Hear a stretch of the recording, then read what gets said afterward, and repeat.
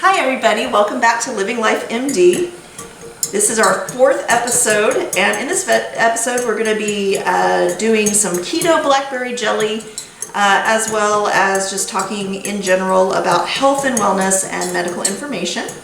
So as always, you can find this recipe in the description, and if you want to like, share, or subscribe to my channel, I would really appreciate it. Any medical advice that we talk about in this video is informational and educational in nature only. It does not take the place of visiting with your primary care physician on a regular basis.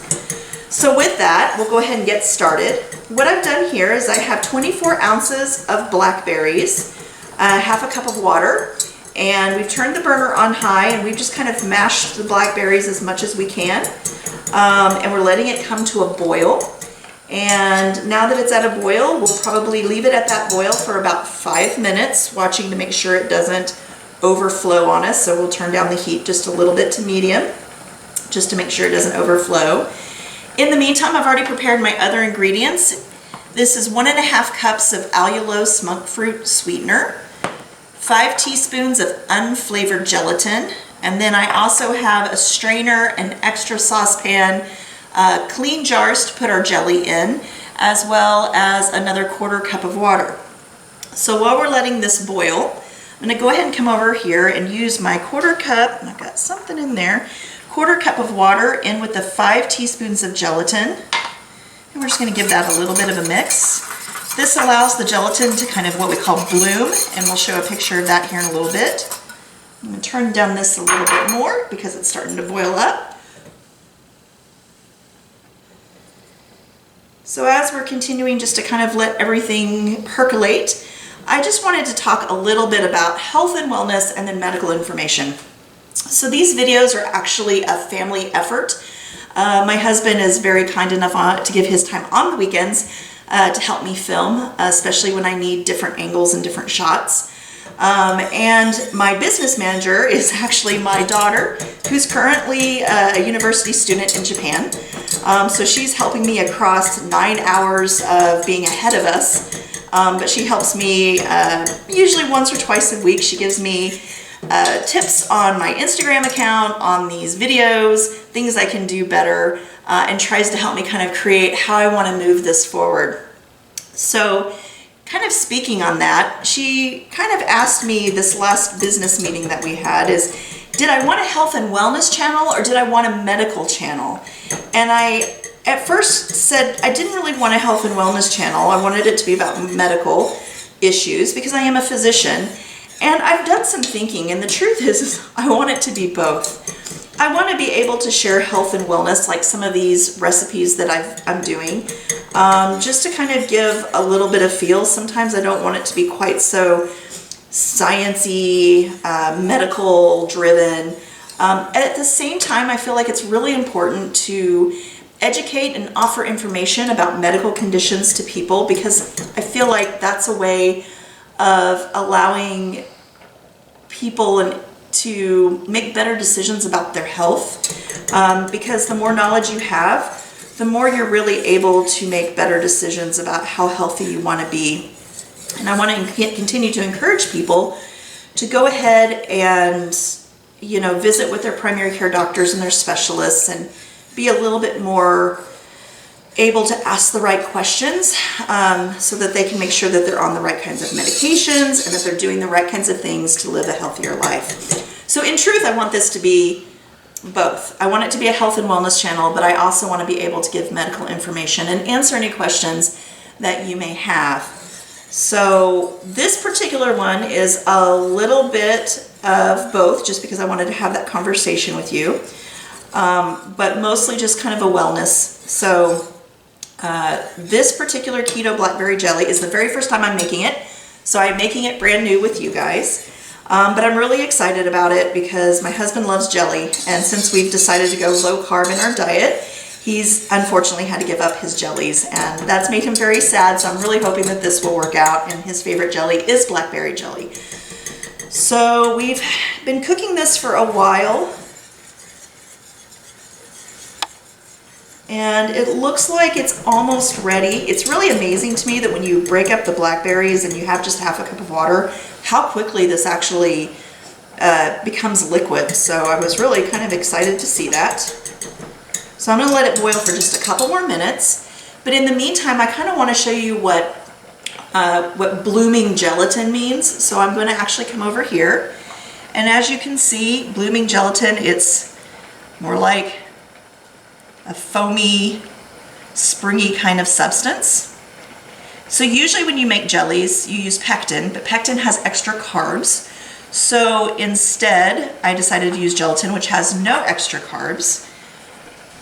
And that's why we're using the gelatin. A little bit, I think this is just about done, so I'm going to go ahead and turn it off. A little bit about the sweetener. Usually I said in my keto pumpkin bread episode 1, that I'd like to use erythritol, and I do. This time we're using monk fruit, and there's a couple of reasons why. Oops. Because if you use erythritol, it doesn't tend to dissolve in liquid as well, or caramelize. It's really great in baking and in other things, but it doesn't tend to dissolve in a liquid very well. However, monk fruit does, and so that's why we're going to use monk fruit today. The only other thing I'll say about monk fruit is much, for me, it's a much sweeter taste than regular sugar or erythritol. So just kind of keep that in mind as you're adding to it, that you don't make it too sweet. Okay, so for our next step, I've got the strainer and over another saucepan, and we're going to take this and we're going to try not to make a mess, but we're going to pour in our liquid. And I'm going to try to kind of help it along by kind of stirring it a little bit.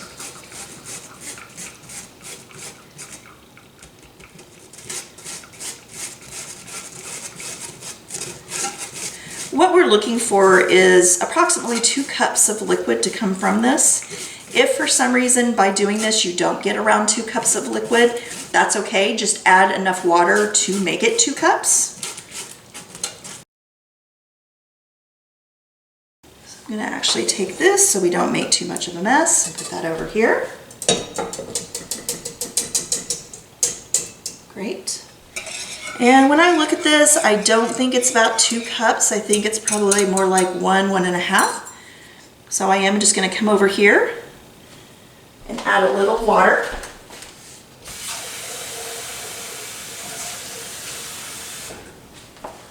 Okay. I'm going to give that another quick little whisk.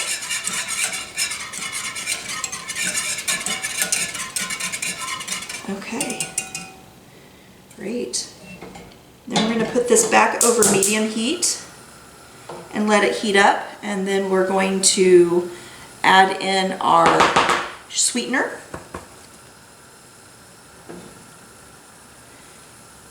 So we're going to wait for that to warm up a little bit.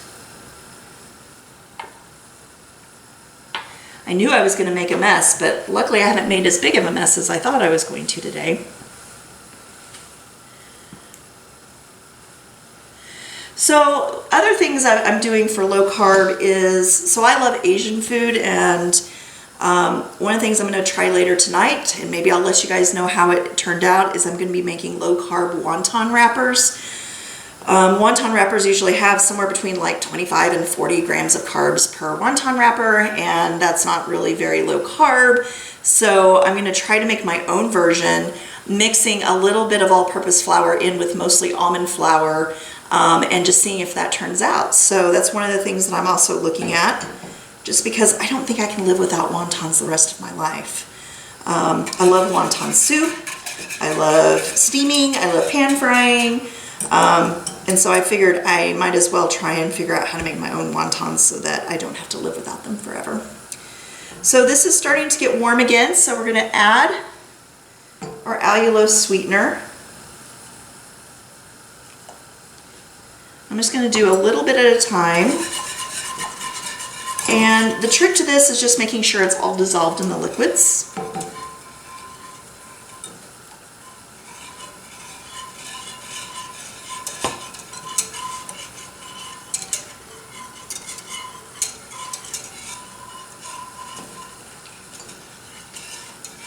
So I always give the warning, like I did earlier in this video, about making sure that you don't make it too sweet, because it has a tendency to be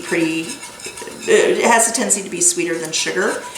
The thing about this jelly is it's going to taste less sweet when it sets with the gelatin. So you might want to make it a little sweeter to your taste while it's in the liquid, knowing that later the gelatin will balance it out a little bit. The other nice thing about this is my husband loves sweet things, so I know it won't be too sweet for him. And since I don't tend to eat jellies and things like that, I'm really making it more to his taste than mine.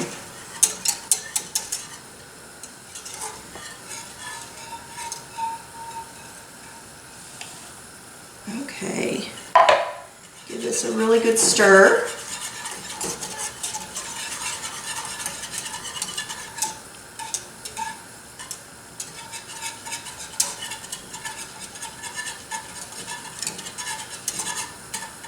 I'm going to use this spoon just to kind of take a look and see if there's a lot of sugar that's still, a lot of sweetener that's still undissolved. Okay. So what we're going to do is we're going to keep it on medium-low to low heat and let it simmer for about 5 minutes.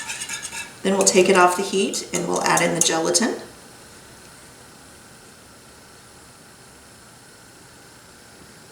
So we will be back in about 5 minutes. Okay, so all of our sweetener is dissolved. So now what we're going to do is we're going to add in our gelatin.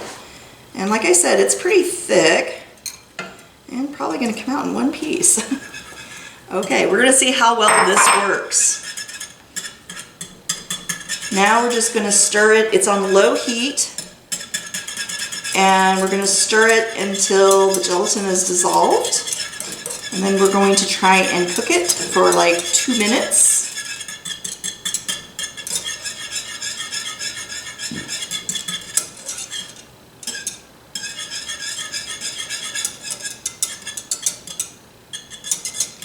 So I would love to hear if anybody out there has any other great low-carb recipes for things that, you know, you might not ordinarily think about as being something you can buy in the store for low-carb.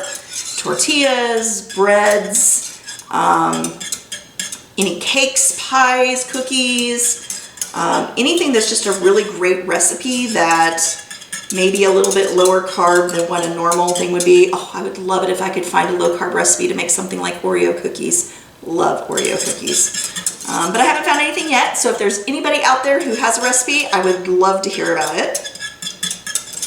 So I just kind of want to describe what I'm feeling as I'm stirring this. The gelatin appears to be all dissolved. And I can tell that the liquid is a little thicker, not super thick, but it is thicker. Let's see what it looks like with a spoon. So a little thicker than what it was with just if it was more watery. Okay, it doesn't coat the back of a spoon or anything like that, but I can tell it's a little thicker.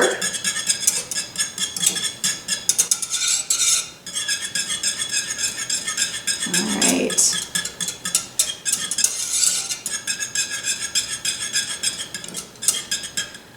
Alright, I'm going to let that just heat up for just a little bit longer. In the meantime, I'm going to have my jars ready to go.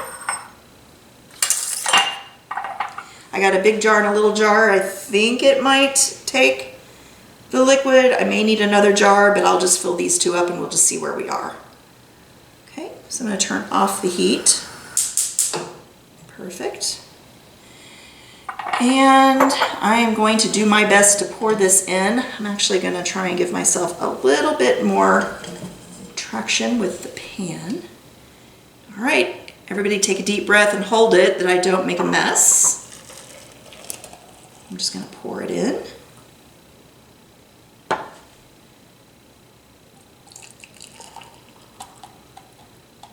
Okay. It took the majority of it. I might have enough for another small jar that I can do later. All right, and then our next thing that we do is we're just going to put the lids on And this is gonna need to be put in the fridge, and it needs to set for at least 6 hours, preferably overnight. So we are actually going to put this in the fridge, and I will let it sit overnight, and then we will see what happens, whether or not we actually made jelly or not. So hang in there, guys. We'll be back in a few hours and we'll see how we did. So hi everybody. So we're back. It's been overnight and we've had the jelly in the fridge. Hopefully it'll set. We're gonna open it up and take a quick look here. Ooh, good seal. Okay. So as you can see, it is firm, which is nice. Feels like a jelly consistency. I'm gonna kind of, yeah, looks really good. Let's find out how it tastes.